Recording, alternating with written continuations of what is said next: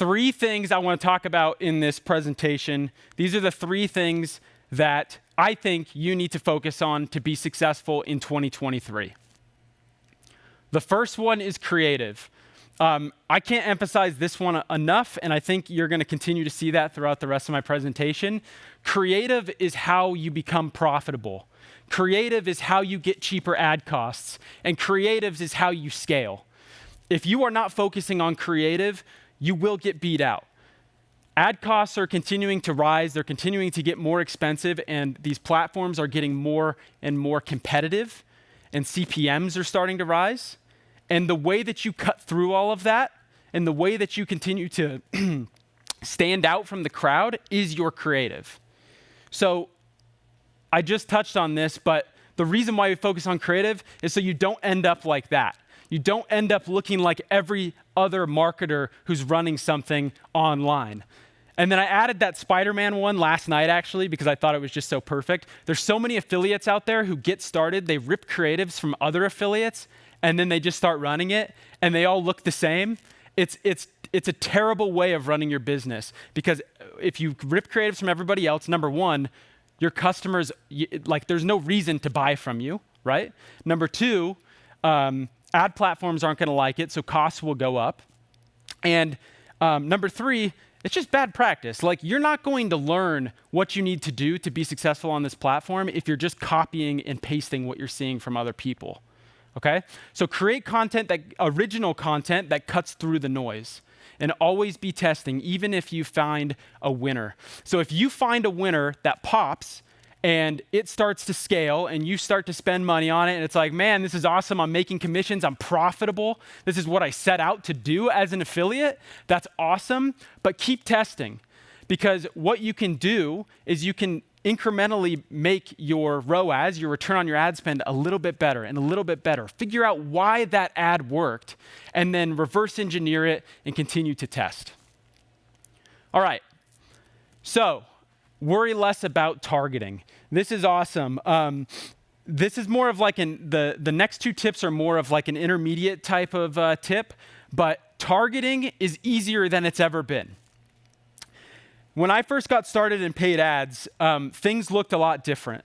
If I wanted to target, let's say if I wanted to target something like a weight loss product, I wanted to sell a weight loss product, my targeting used to look something like this. Let's target women who are in between the ages of 30 to 45, who are in the US, who are interested in weight loss, who are engaged shoppers, that are also interested in Jenny Craig, and I only want to target them in the news feed and the messenger stories. And like, you had to be that specific. And you had to like, my plan back in the day was basically like, how many of these different variables can I test in the audiences to try and find these elusive pockets and slivers of buyers, right? Today, when things start to work on paid and I start to get a little bit of traction, you can do something like this. The new targeting, let's target women who are 35 plus in any country that they're eligible to make a purchase in, and the placements is automatic. Wherever Facebook wants to put my ad and they think it's going to convert best, that's where we want to put it. And so, if you have started to find a little bit of success on paid, or maybe you're just starting to test in there, try some of this, especially once your pixel or your ad accounts start to get a little bit of data. Start to go a little bit more broad, because as you scale, it's going to be really important. And then the last thing I want to say on this slide is that creative is the new targeting. Your creative, I know I'm touching back on it again, but your creative is the first step at pre-qualifying, qualifying, and disqualifying your traffic. So if you aren't focusing there, then you're missing out on that opportunity. Facebook will serve, and other ad platforms will serve your ads to the right people once they start to get some data. And the reason why they're able to do this is because Zuckerberg is better than you and me.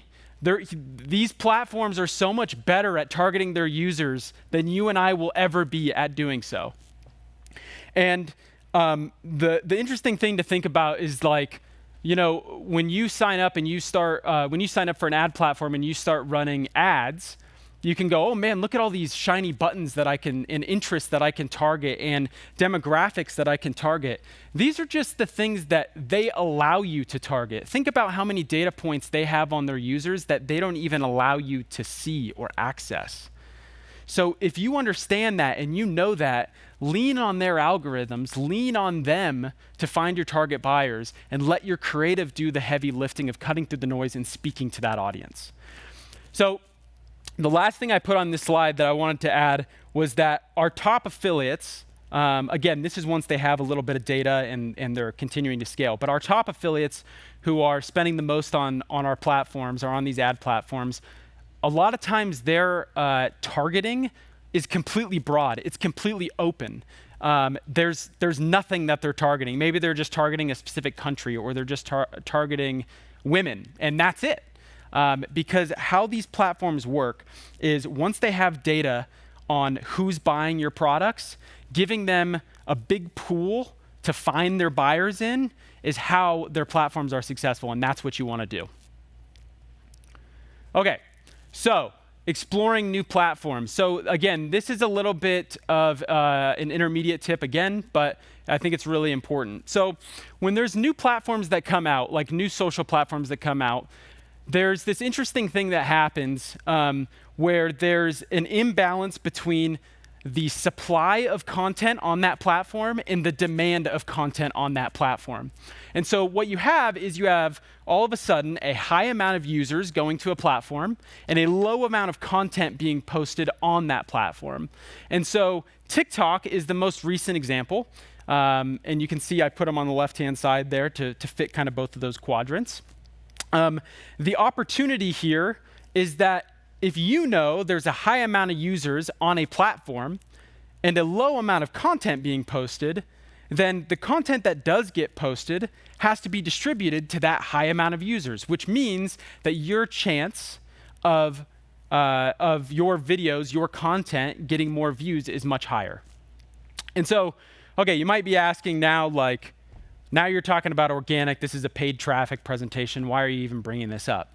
Well, the reason why is because on the ad side, it's the same kind of concept. These platforms, your Facebooks, your social media platforms, your TikToks, Pinterest, wherever, the way they make money is by you and others like you, other marketers like you, coming to their platform and spending money to reach their users. That's how they pay the bills. That's how they make money.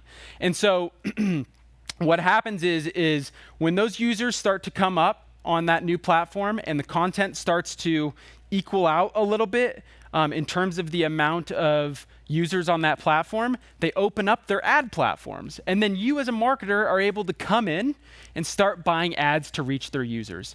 And when you can do this, you typically have cheaper CPMs because there's less competition, there's less ad buyers buying those spots.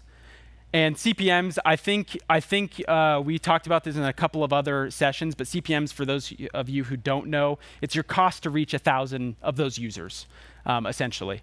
And then on top of that, you have unscaled territory. If you're one of the first people, or within the first couple years of advertising on a new platform, then you get to advertise your offers and your creative in an area that people have not hammered. Everybody's advertising on Facebook. Everybody's advertising on YouTube, right?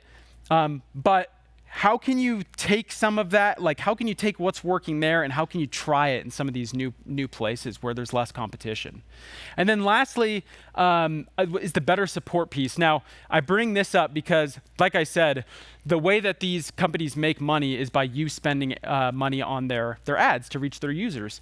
And so when an ad platform is just launched, a social media platform launches their ad platform, what happens is the dollars you're spending on that platform means more to them than dollars you're going to go spend on Facebook, because Facebook is already getting billions and billions and billions of dollars from advertising anyways, right? And so generally speaking, you'll get a little bit better support. And honestly, I don't know if anybody here has tried to advertise on Facebook. I'm sure there are a ton of people, but it's a nightmare. Like dealing with Facebook, dealing with ad account bans, and then trying to get them back from support. It's literally a nightmare. I have ad accounts that I've been trying to get on or get back for the last like 6 months, and nothing happens. And I know so many people have that pain. So the last thing I want to say on this slide is there's a little bit of a caveat. So like I said, this is more of like an intermediate slide, but if you're brand new, you might actually be better off going with a proven paid channel, but a new organic channel. So I say a proven paid channel because if you're brand new, that means you're trying to learn so many different things at once. And one thing that you don't want to be a variable in whether or not if you know something is working is if the channel you are using is going to work for your offers. If you're brand new, go and do your Facebook, go and do YouTube where you know that proven scaled affiliates have run offers on, because you take that guesswork out of it. You know that that traffic source works. Then you can narrow down and say like, okay, it's something that I'm doing in my creative, in my bridge page, in my funnel that isn't working.